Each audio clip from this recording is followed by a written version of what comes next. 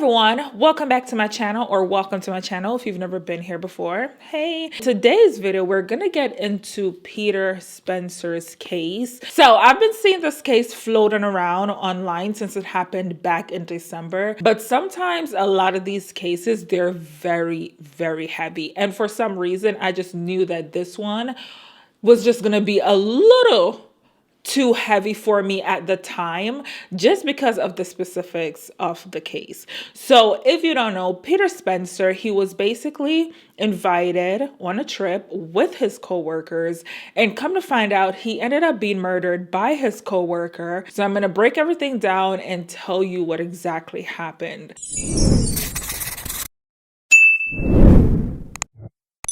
So Peter Bernardo Spencer was born on August 30th, 1992 to his mother Isilda Spencer Hunter and his father Conrad Spencer. Now, he was born in Jamaica, but then back in 2013, he migrated to the US and stayed in Pittsburgh, Pennsylvania with his family. His family described him to be a very loving and generous man who would literally take time out of his day to go feed the homeless or play basketball with the local neighborhood kids. He was also described as an outdoorsman who just loved the outdoors, like he loves nature. Peter was also very family oriented. He loved his family very much. He loved his mother. Like every time he spoke to his mother, he would never get off the phone before saying I love you, like just the little things. Like he really loved her. And one of his main goals at the time was to work and help his mom open up her dream restaurant, and he just was going to do whatever it takes for him to do that for her. He was a very hard worker.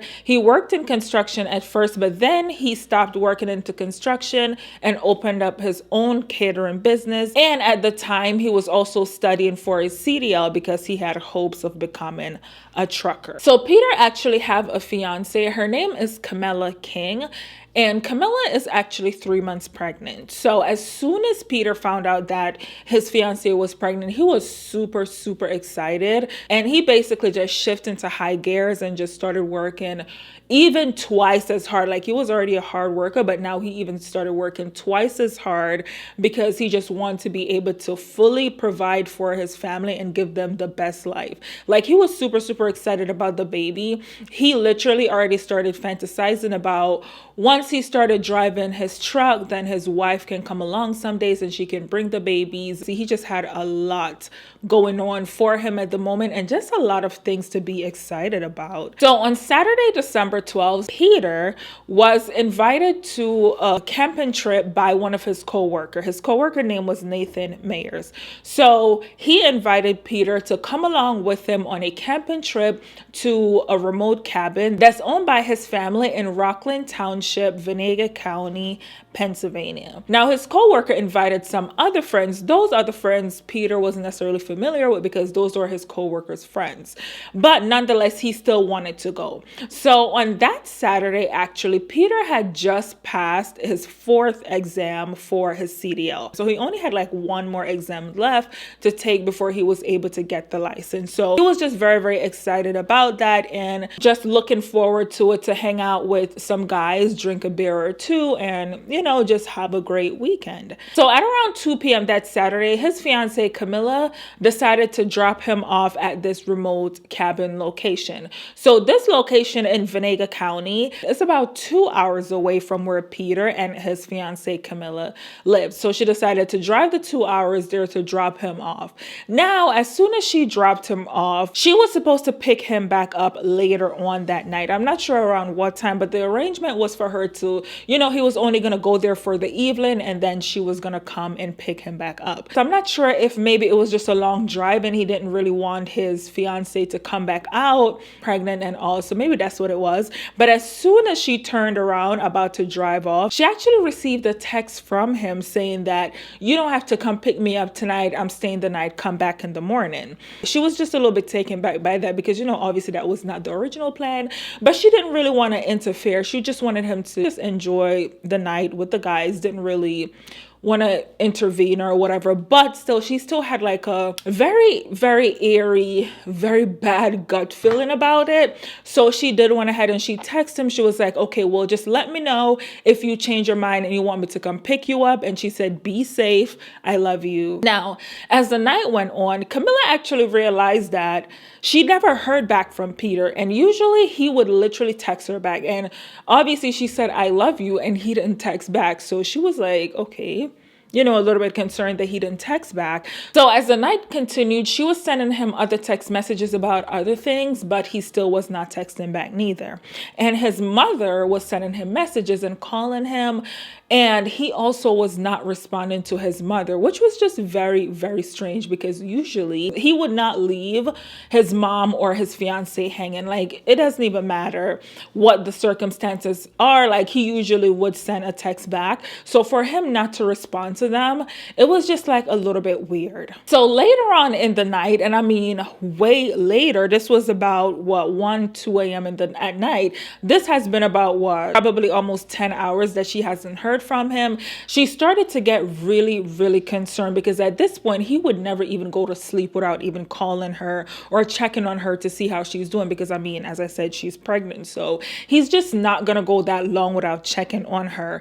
So Camilla felt very, very weird about the whole situation. So she literally decided to get up. This was at 2 a.m. and drive all the way back to Ventura County. So as she pulled up to the driveway, mind you, it's like a very rural area. So it's not a lot of things happening around there. It's super, super dark. She noticed that she sees sirens, like, from police vehicle. And I mean, I can only imagine the panic. And as she drives up to the driveway, she noticed that there's like a caution tape blocking off the driveway. And as she got closer to the driveway, she literally sees her fiance, Peter, laying out on the ground. I mean, now his face was facing the street and his back was facing the cabin. So it seems as if that he was trying to get away and run out of the cabin, trying to get out on the street, get away from the cabin, when he was shot and killed. I just cannot even imagine those moments for her. Like, I really can't. So Peter was shot 9 times. He was shot twice in his butt, 6 times in his chest and stomach area, and 1 time in his mouth. And I do believe the bullet that went in through his mouth came out into the back of his neck, because while I was researching, I saw a lot of photos online, because the family wanted these photos to be public so that people can see this. I obviously did not look at the photos, but some of them you just cannot ignore, because it'll come up with articles while you're doing your research. You can just imagine how many questions just her family and everyone has about the situation, because you literally went camping with your coworker and his friends, and somehow you end up dead. So the 4 men that Peter was camping with, including his co-worker and 3 of his co-worker's friend, they were brought in for questioning, but then they were all released. They didn't have enough to keep them, so no charges were filed. But here's the thing. Once the police arrived to the scene and cleared everyone out of the cabin, they actually found guns at the cabin, a lot of guns at the cabin. They found drugs, they found alcohol, and I'm not sure, but maybe if you didn't have anything to tie them to Peter's death, you could have held them on gun and drug charges. So this is what really gets me about this entire case, right? So the coworker that invited Peter, Nathan Myers, was actually the one who shot and killed Peter. And he told police that he was the one who did it, but then he told police that he did it in self-defense. Peter was all the way down at the end of the driveway trying to get away. So what were you defending?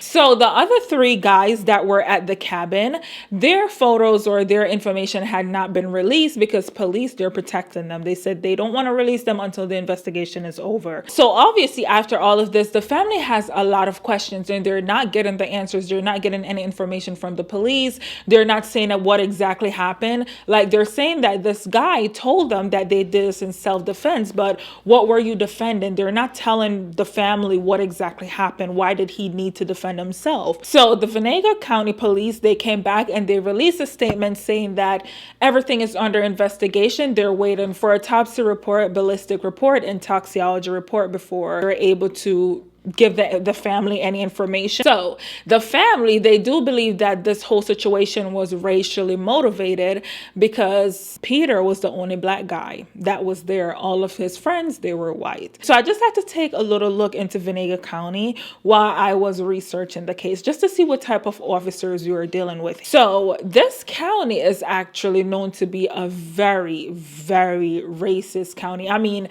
as far as like black people, there's only a population of 1% black people in that entire county. And it's just known to be very, very racist. There's so many incidents of them being racist to the 1 little percent of black people that's already there. So many articles about racism in the schools. For example, remember around a few years ago with the whole George Floyd situation, not too long ago that happened. And a post on Facebook had went viral when these 2 school kids decided to start the George Floyd challenge. I don't know if you remember, but I remember it very well. And one of the students decided to kneel on top of the other student that was laying down on top of his head and posted on Facebook saying that he was doing the George Floyd challenge, which, I mean, that's not something to joke about because you know how hard that was for everybody.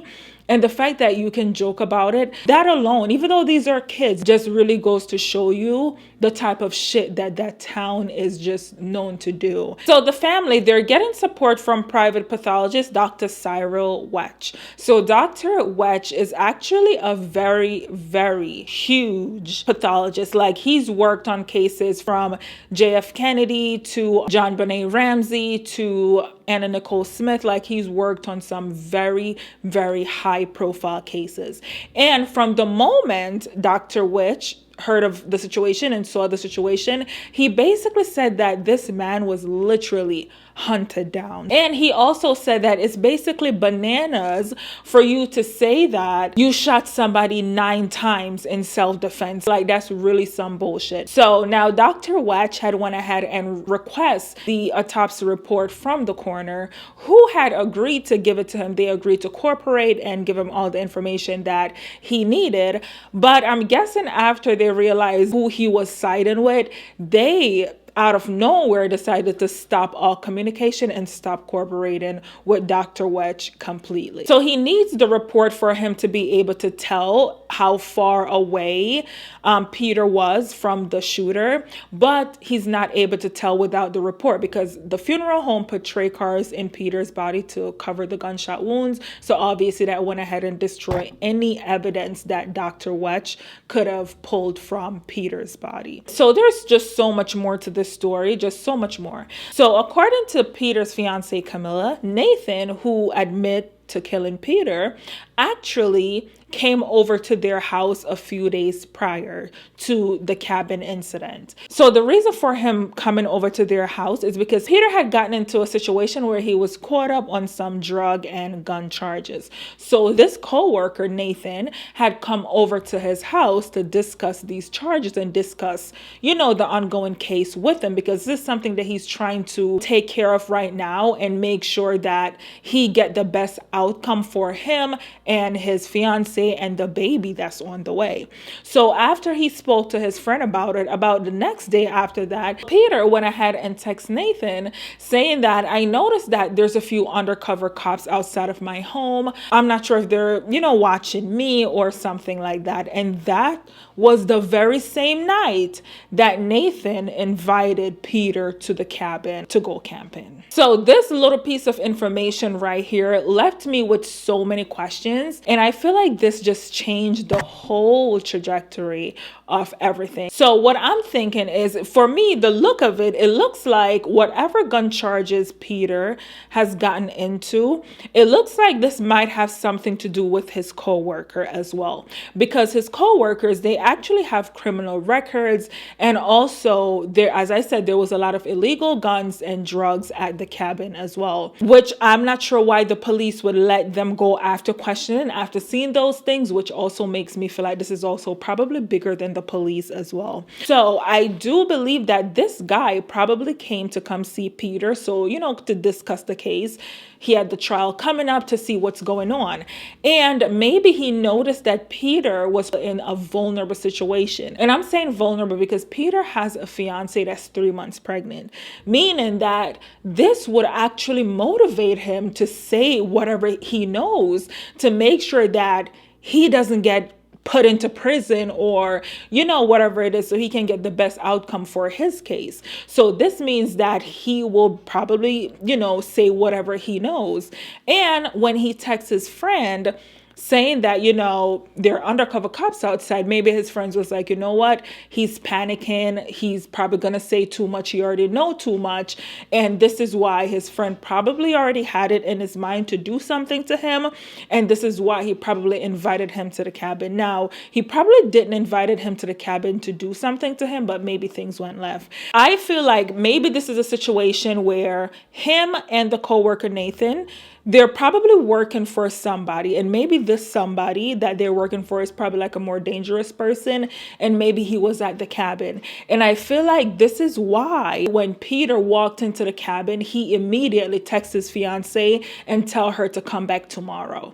I feel like he didn't want her to come back out there because he knew that these people are dangerous and he doesn't want her to be in danger. So this is why he probably told her to come back tomorrow. And maybe they took his phone. This is why he probably didn't respond or whatever it is. That's just the look of it to me. This is all my opinion, allegedly. But regardless of the situation, whether Peter was caught up into some nonsense with these guys or if it was just only racially motivated, the family still needs answers. And I also saw some photos of the cabin, and they literally just have pictures of guns everywhere. That just really goes to show you the type of people that these guys were. So as of today, there still isn't a lot of updates. So Peter's family actually held a rally downtown Pittsburgh on Monday, February 21st, marching for justice for Peter. And they're asking for the FBI to look into the case. So the family also started a GoFundMe just to raise money to help in the fight for justice for Peter. I will link the GoFundMe down below. I can only imagine his fiance Camilla. I feel like,